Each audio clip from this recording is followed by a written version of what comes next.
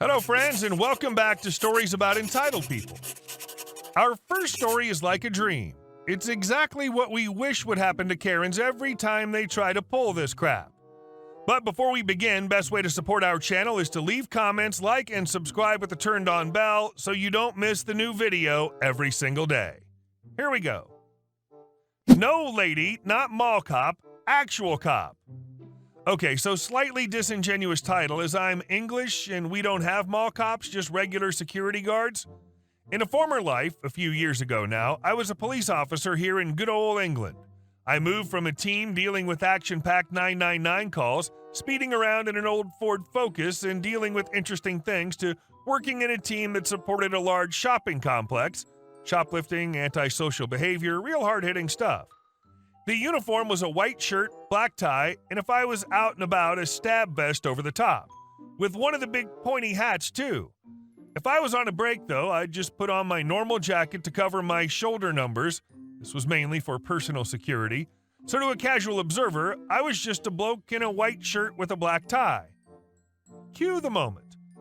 I just finished dealing with the paperwork from a shoplifting and had a hankering for a sandwich.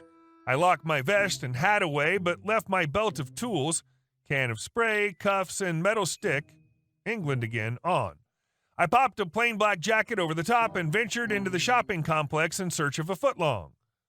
Sandwich specified and acquired, I paid the well-known outlet and ambled to a seating area to mind my own business and chow down. Probably no less than 5 minutes later, I clock a woman, the usual type, attempting to buy a sandwich. Now, from her big arm gestures, I skillfully deduced she wasn't happy. That's not a crime, so back to my sandwich I went, until of course the voices became raised and a hand was slammed on the counter. I tucked the remnants of my sandwich in the bin and ambled over to see what the commotion was. Now, working in the team I did, I was a known face in the center and I enjoy a long sandwich, so the staff knew me and my job, so they relaxed a little, which really irritated the woman. I quickly realized they didn't have the filling she wanted and she was refusing to take no for an answer. Me. Is everything all right here? The woman turns and eyes me over. Now, I'm in my early 20s at the time, so she makes me for a security guard. Karen, F's sake, I don't need security. This little crap won't make me my effing sandwich. Me. Okay, firstly, you need to stop swearing. Secondly, I'm a level up from security. She didn't like this. Karen, oh, piss off. I just want my sandwich. She ignores me and goes back to banging her hand on the desk and gesturing wildly at the teen behind the counter. Me. You need to stop that. She rounds on me again. Karen, I said piss off. I know the management here, so F off back to standing around outside Debenhams or I'll get you sacked. Me. I don't care. I'm warning you that you need to stop swearing. It's a public order offense. Karen, or what? I just want my effing sandwich, not some jumped-up plastic policeman interfering. F off. Me. Stop swearing. You're causing a scene, and stop hitting that counter or you'll be arrested. Karen, don't effing tell me what to do. Think you're Billy Big Sticks? Just a wannabe cop. You can't arrest me. Get your boss now, too. She was slamming her palms on the sneeze guard with each word, and I think I'd been patient enough at that point, so I unzipped my jacket to reveal I am in fact a uniformed police constable. Her eyes widen as she sees the cuffs on my belt. Me, nope, I'm arresting you under Section 5 of the Public Order Act. The arrest is necessary to prevent injury to others and damage to property. You don't have to say anything, but it may harm your defense, etc. Now, I had no intention of cuffing her. I was twice her size, so not necessary. Instead, I steered her, spluttering to a table, and sat her down as I called for a car to pick us up. After another 30 minutes of her refusing to believe she'd done anything wrong, I eventually gave her a penalty notice to dispose of the matter, so her non-sandwich swear-fest ended up costing her 80 pounds instead. Oh man, I hate those people who throw tantrums just to get their way. Makes me sick how corporations tie the hands of their underpaid staff so they just have to take it. And our second story. My wife is a real firecracker. My wife and I are senior citizens. In other words, we are old. My dear wife, DF, is a strong, independent, take no crap from anyone type of woman. I adore her for it. She keeps me in line, pushes me to be a better man, and is the reason behind my modest success in life.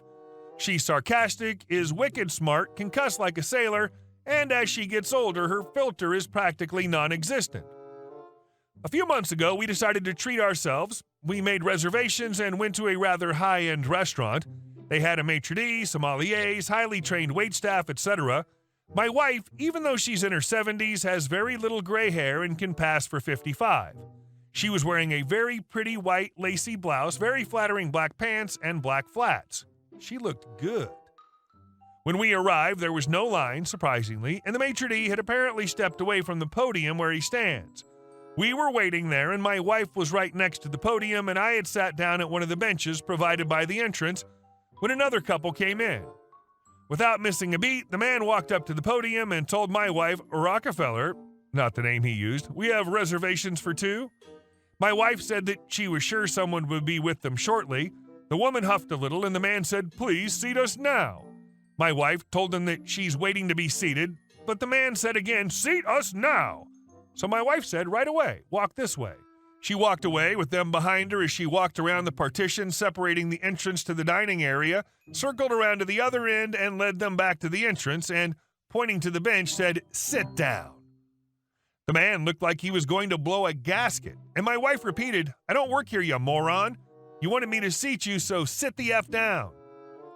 As the couple were sputtering, and before it could escalate further, the maitre d' arrived, we gave our name, and he led us away.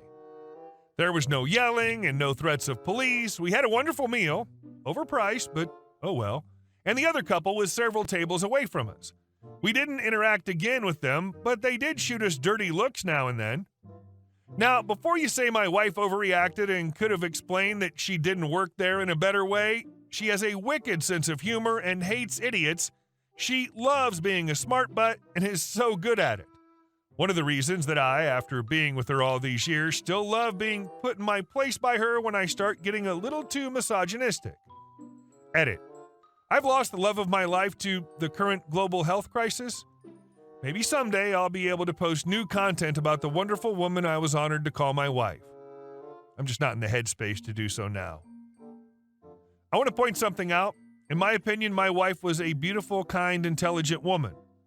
Though I know that she wasn't conventionally attractive, I couldn't look at her without thinking I won the lottery.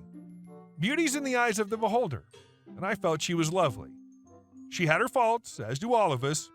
I was a lucky man and can only hope that you all find, or have found, someone you can adore as I did her. And our next story.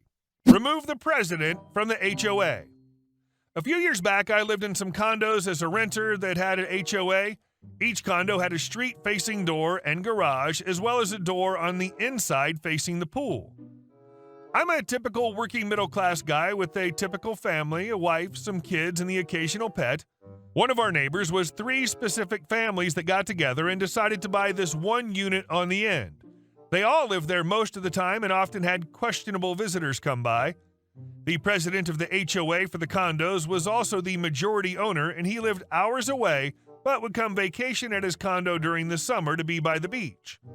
One night, my wife and I had just put the kids to bed, and we hear this obnoxiously loud knock on the front door.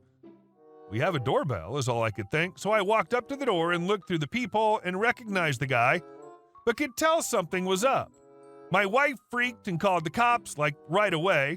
I opened the door, and the guy started screaming, "You dealing? I want some. I'll pay right now. Hook me up." He was accusing me of dealing from my house. I explained to him that the family next to us regularly had questionable late-night visitors, and he should go over there if he was going to make a scene. But no, he insisted he'd seen people come in and out of my unit for the past week.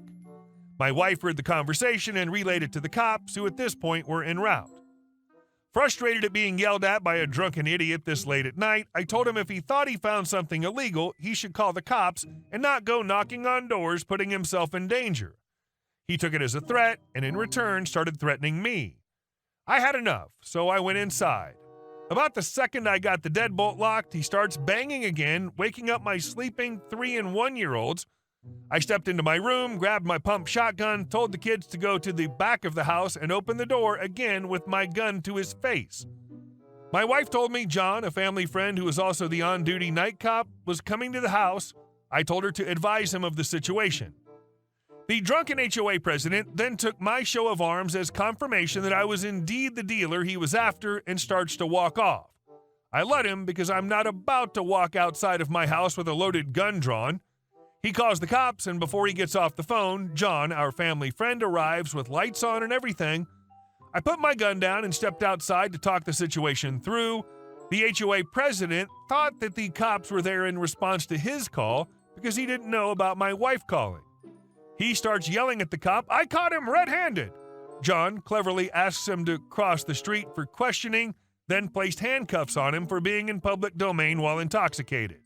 He blew a .12 blood alcohol level and got arrested that night. The cops told me that if he was ever a problem again, just to call. The next week, we got a letter from his wife, the HOA VP, informing us that we had to move out. I took that to the owner of the unit we were leasing, and we threatened to take it to court. I attended the next HOA meeting with the owner, with police report in hand, and the board unanimously voted to remove the president and VP completely from the HOA, and they comped our fees for the next 2 years. Hopefully, the removal of those individuals from the HOA brings about positive changes and a more peaceful living environment for everyone in the community. And our last story. Karen sold my house thinking I was dead, but I came back. Hey Reddit, I've got a wild story of revenge that still feels surreal to me. I live in Europe, and when I turned 20, my parents gave me a small house in a nice area. It was part of a local housing cooperative, which was a bit of a pain, but I got used to it over time.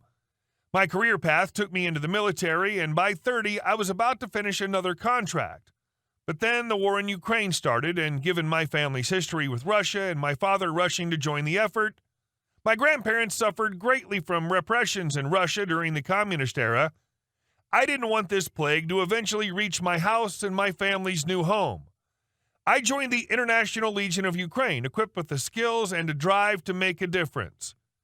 In the autumn of 2022, amidst the chaos in the Donetsk region, I was nearly killed when a bullet hit my helmet. It grazed me, leaving me with a cracked skull, a scar, and the loss of my favorite earless helmet. Miraculously, I managed to get to an evacuation point, underwent surgery to install a plate in my head, and then faced a long 3-week recovery in bed. Craving rest and the comfort of home, I returned only to find out my house had been sold while I was away. The new owners pointed me to the president of our housing cooperative, a woman we'll call Karen for the sake of the story. Confronting Karen was like walking into a storm. "What the hell? You're supposed to be dead!" she screamed upon seeing me. I was shocked and replied, "After what you've done, I should be saying the same thing to you, Karen." She slammed the door in my face and, in a panic, called the police, claiming I had attacked her. Luckily, there was a yard camera, although Karen claimed it was off. The neighbor's footage proved that every word Karen said was a lie. The police fined her for the false call, and she spitefully told me to get off her lawn. Karen thought she had the upper hand, taunting me with, "You won't achieve anything anyway, stupid soldier." But she didn't know my secret weapon, my younger sister, a sharp and determined lawyer. We took Karen to court, and the truth unfolded like a house of cards. Karen had sold my house to her relatives for a measly $10,000, a fraction of its actual value, under the belief that I wouldn't be coming back. The judge was appalled by her actions, ordering Karen to refund the money for the fraudulent sale and pay me $170,000 in damages. But the cherry on top? She was also sentenced to 6 years in prison for forgery and fraud. I hope you like your new neighbors, Karen. Hey guys, thank you all for watching the video. I'll see you in the next one.